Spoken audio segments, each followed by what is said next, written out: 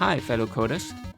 As you probably know, when using Visual Studio Code, you can show and hide the sidebar by pressing Ctrl B in Windows or Command B in macOS.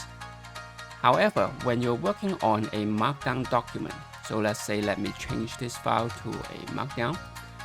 When you press Ctrl B or Command B, it will make the text bold or unbold instead. The shortcut is overwritten by the extension Markdown All-in-One, which I assume you will use. So that's a major inconvenience, as I think you're just like me that you use this shortcut a lot.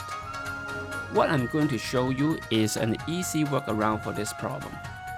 All you need to do is press Ctrl P before pressing Ctrl B, because Ctrl P will bring up the command palette, so the focus is no longer on the Markdown file, thus the override is not in effect, and the Ctrl B will toggle the sidebar visibility instead.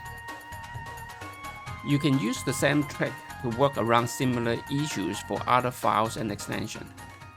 So that's it for this video. I hope this helped you, and we will see you in the next one. Bye bye.